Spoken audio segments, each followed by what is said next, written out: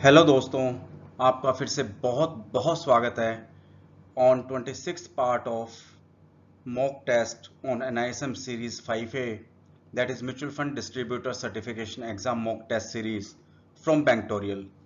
तो आज की शुरुआत करते हैं फर्स्ट क्वेश्चन के साथ। आज का हमारा क्वेश्चन है, no single investor shall account for more than 20% of corpus of the scheme oblique plan, true और फॉल्स। देखिए इसका आंसर है फॉल्स। अब इसका एक्सप्लेनेशन है, स्कीम और plan shall have minimum of 20 investors. किसी भी स्कीम को रन करने के लिए मिनिमम 20 इन्वेस्टर्स का होना मैंडेटरी है। बट इन नो केस जो सिंगल इन्वेस्टर है shall account for more than 25% of the corpus of the scheme और द प्लान। इसका मतलब क्या हुआ, किसी स्कीम और प्लान में जितना भी टोटल इन्वेस्टमेंट है उसमें किसी एक इंडिविजुअल इन्वेस्टर्स का 25% से ज्यादा पार्ट नहीं होना चाहिए, और उस स्कीम को रन करने के लिए मिनिमम 20 इन्वेस्टर्स होना चाहिए। इसके लिए हमारे पास यहाँ आंसर हो बी। इसका मतलब यहाँ पर because account for more than 20% of the corpus, यहाँ पर होना चाहिए मैक्सिमम 25% कॉर्पस तक हो सकता है अगर single investors can not held more than 25% of the total corpus of the scheme. Next question है, the asset management company shall confirm that a due diligence certificate is signed by compliance officer, chief executive officer, managing director, any of the above.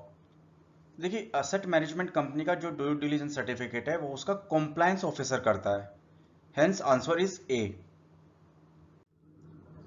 In case of specific request received from investor, mutual fund shall provide the account statement SIP और STP की to the investors with in how many working days from the receipt of such request without any charges.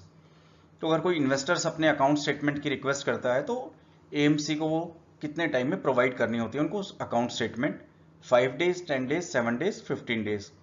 AMC को किसी भी customer की request के with in 5 working days statement provide करनी होती है, hence answer is A, 5 days. The mutual fund would update the current expense ratio on the website within how many working days mentioning the effective date of the change? Option 5 days, 7 days, 2 days, 10 days. तो देखिए 2 days में update करना होता है current expense ratio, तो hence answer is C. अगर explanation देख लीजिए, mutual fund would update current expense ratio on the website with in 2 working days mentioning the effective date of change, hence answer is C, 2 working days.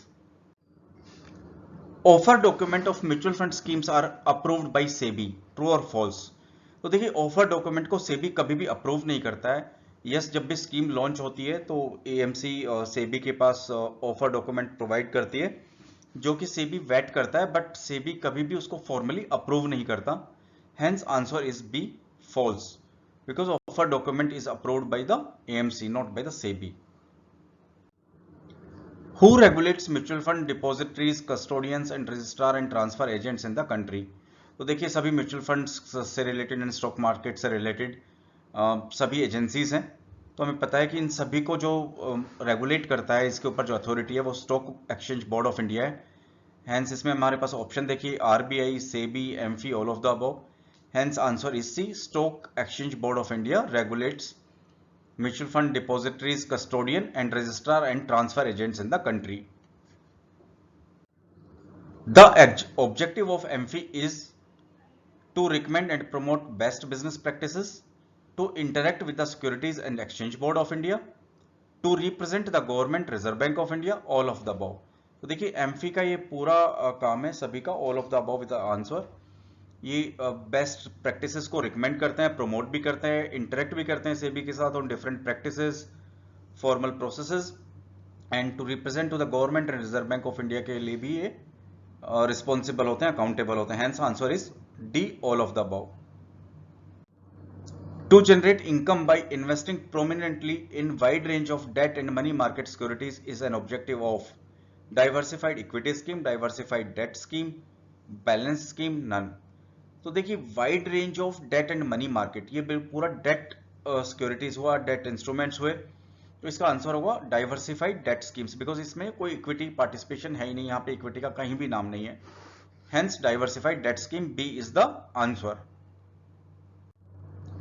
Institutional distributor build reach through, mutual fund के जो institutional distributor हैं वो reach किसके through build करते हैं, मतलब लोगों तक किस किस के थ्रू पहुंचते हैं, बहुत ज्यादा लोगों तक वो पहुंचे ऐसा वो किसके थ्रू करते हैं। तो इसमें ऑप्शंस है एम्प्लॉइज, एजेंट्स, सब brokers, any of the above.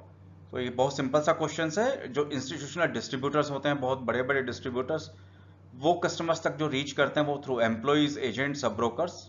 Hence answer is D, any of the above.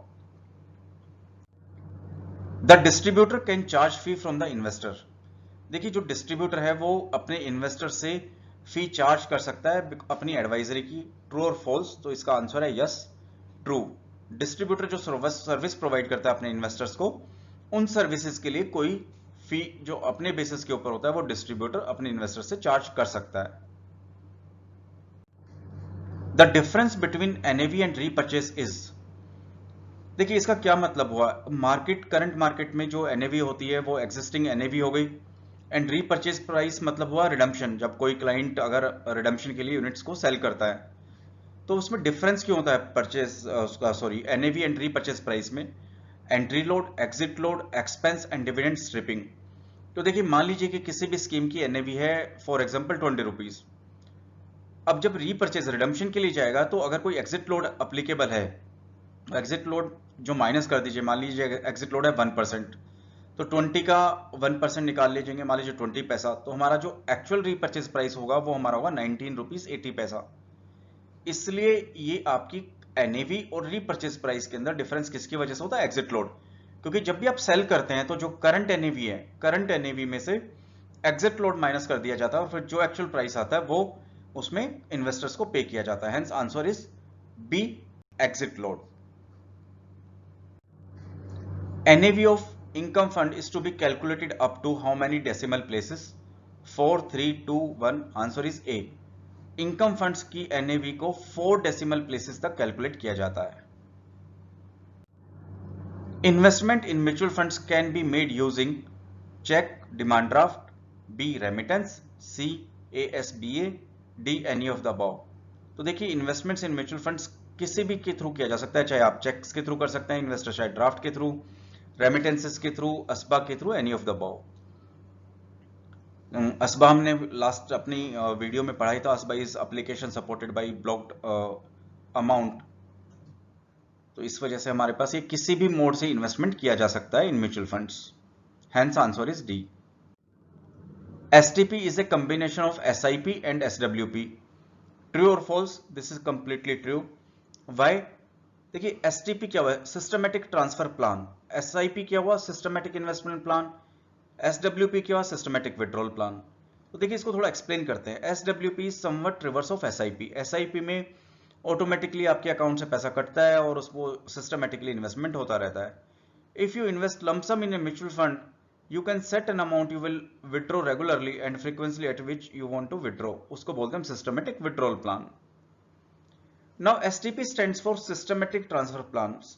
इसका मतलब क्या हुआ कि आप म्यूचुअल फंड की एक स्कीम से डेबिट कर रहे हैं और दूसरे स्कीम को क्रेडिट कर रहे हैं। इट मींस अगर आपका ये ट्रांसफर हो रहा है funds from for moving of the funds from one scheme to another. Hence STP is a combination of SIP as well as SWP। क्यों? क्योंकि ट्रांसफर, सिस्टमेटिक ट्रांसफर प्लान, उसमें एक स्कीम में से डेबिट होता रहेंगे, कम होता रहेगा, और दूसरी जो अपनी स्कीम है उसमें इन्वेस्टमेंट होता रहेगा। Hence STP is a combination of SIP and SWP। जिस स्कीम में इन्वेस्ट होगा वो SIP हो गई, जिस स्कीम से रेगुलरली विड्रॉल होगा वो SWP हो गया। Hence STP is a combination of both. In a top down approach, sector allocation precedes stock selection. True और false? This is true. How? देखिए बॉटम अप अप्रोच में क्या होगा? सबसे पहले स्टॉक सिलेक्शन होगा, एक बहुत अच्छा स्टॉक है उसको सेलेक्ट कर लिया, फिर उसके बाद कंपनीज के ऊपर देखेंगे, फिर सेक्टर एंड फिर इकोनॉमीज। जबकि हमारा टॉप डाउन अप्रोच में सबसे पहले हम इकोनॉमीज को देखेंगे, फिर सेक्टर को देखेंगे, फिर सेक्टर के बाद उस सेक्टर में पर्टिकुलर कंपनीज और स्टॉक्स को चूज करेंगे। तो यहां पर देखिए इन्हें top down approach sector allocation precedes. तो सेक्टर एलोकेशन आपकी कंपनी या स्टॉक सिलेक्शन से पहले आता है। You can see like this. Hence answer is A, this is true. Loads and taxes में account for the difference between the scheme return and the investors return. देखिए scheme returns क्या होती है, scheme returns किसी भी taxes को और loads को अकाउंट फॉर नहीं करती है। इसका मतलब क्या हुआ कि मान लीजिए किसी स्कीम्स की रिटर्न 10% रही और एक साल में, और मान लीजिए वो ग्रो कर गया from 20 to 22 rupees, hence scheme return is 22। But जब उसको इन्वेस्टर्स उसको विड्रॉ करेगा तो उसमें कुछ एग्जिट लोड्स होंगे, कुछ टैक्सेस होंगे, तो जब उसके पास फंड्स आएंगे वो ऑटोमेटिकली 22 रुपीज एनएवी पर कैलकुलेट नहीं होंगे, एग्जिट लोड माइनस होगा और फिर उसके पास जो फंड्स आएंगे उसमें उसको टैक्सेस पे करना होगा, तो वो अमाउंट कंप्लीटली डिफरेंट होगा। तो अब देखिए लोड्स एंड टैक्सेस में account for the difference between schemes return and investors return. तो जो स्कीम की एक्चुअल रिटर्न होगी और जो इन्वेस्टर्स को रिटर्न मिलेगी उसमें डिफरेंस किसकी वजह से होगा, लोड्स एंड टैक्सेस की वजह से, hence answer A is true. Mutual fund ranking and rating amounts to same, true and false, this is false.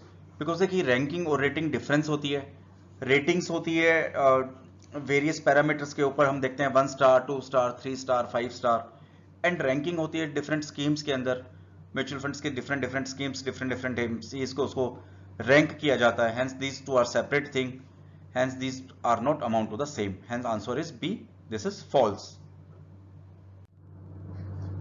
Which of the following aspects of the portfolio would an investors in a debt scheme give more importance? इसका मतलब हुआ कि investors जब date scheme को choose करेगा तो तो कौन से एस्पेक्ट्स को अपने पोर्टफोलियो में सबसे ज्यादा इंपॉर्टेंस देगा? Sector selection, stock selection, weighted average maturity, number of securities in the portfolio. तो देखिए इसका आंसर सी आएगा, वेटेड एवरेज मैच्योरिटी, क्योंकि हमने हमने स्टडी किया अपनी लास्ट वीडियोस में भी कि डेट स्कीम्स के अंदर उसकी फ्लक्चुएशंस किस पर डिपेंड करेगी, वो एवरेज वेटेड एवरेज मैच्योरिटी पर डिपेंड करेगी। मार्केट में, इकोनॉमीज में इंटरेस्ट रेट्स कैसे चेंज हो रहे हैं, उसका इंपैक्ट क्या आएगा, उसका एक्चुअली इंपैक्ट आता है वेटेड एवरेज मैच्योरिटी पर। अगर शॉर्ट टर्म एवरेज मैच्योरिटीज होंगी तो उसका इंपैक्ट कम आएगा, और अगर लॉन्ग टर्म एवरेज मैच्योरिटीज होंगी तो उनका वेटेज ज्यादा आएगा। तो किसी भी इन्वेस्टर्स के लिए डेट स्कीम में जब इन्वेस्ट करेंगे तो उनके लिए सबसे मोस्ट इंपॉर्टेंट जो फैक्टर होगा वो चेक करना होगा weighted average maturities of the portfolio, hence answer is C. The comparable for a liquid scheme is, जिसे म्यूचुअल फंड्स की लिक्विड स्कीम्स होती है तो उसको किस चीज से हम कंपेयर कर सकते हैं? Equity schemes, balance schemes, guilt fund, savings bank account. तो देखिए लिक्विड स्कीम्स होती इसलिए कि बहुत कम टाइम के लिए इन्वेस्ट की जाती है, कोई भी इमरजेंसी आती है तो फंड्स को निकाला जा सकता है, time period is not certain, liquid scheme is for very short term. और सेविंग्स अकाउंट को भी हम उसी तरह से करते हैं, उसी में भी हमारे इमरजेंसी फंड्स होते हैं which we can withdraw at any point of time in emergency requirement and for a very short period of time. Hence, liquid scheme can be compared with the savings banks account. Video में यहीं तक। Definitely NISM की ये series it's now coming to end. We will give you 3 or 4 maximum again mock test, and then we will end up this series. But we will bring more series on JAIB mock test and then CAIB mock test with other informations related to that how nowadays frauds taking place and how to avoid them, how to prevent them. Keep watching and please keep on subscribing my channel, and please keep on referring this channel to your relatives, friends, and to the people to whom you know, and these people will definitely can gather more of knowledge with these kind of videos. Again guys, thank you very much for watching this video. Have a nice day. Thank you very much. Bye bye.